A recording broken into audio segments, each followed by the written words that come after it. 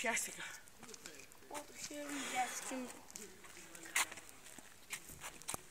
Δυο ώρες δρόμο θα πούμε. Για να φτάσουμε σε αυτά ρε που στην πλάκα μας κάνεις. Ωραία, πούστηκα. Πάμε να φύγουμε ρε.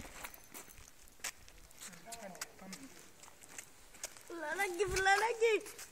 Ήρθες εσύ ρε φίλε. Φουλαράκι.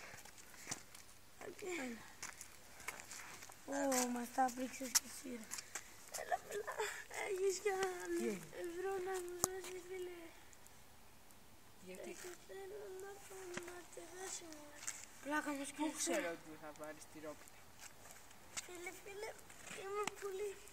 Εγώ έχω καταντήσει μόνο με νερό. Βρύσεις, πουλίκια. Μας τα πες και χθες αυτά ρε πως. Ναι φίλε, όμως πού ξέρω εγώ να στα δώσω, αλλά πού ξέρω τι θα πάρει να πάρει. Τη ρόπιτα, πού να τη βρω τώρα.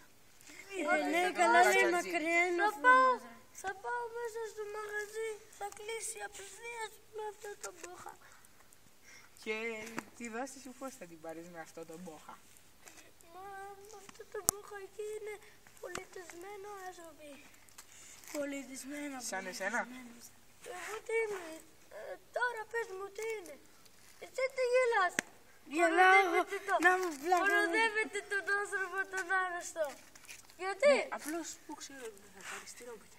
Μα πού να πάρω εγώ τη ρόπιτα, με βλέπεις εμένα για άνθρωπο με τη ρόπιτα.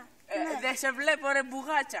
Όχι. Μαλάκα, τι γεμάτο μπουλούκι και τα μπούτυρα σου, σαν και εμένα. Ίδιο πράγμα. Καλά ρε, έλα. Σημάνια.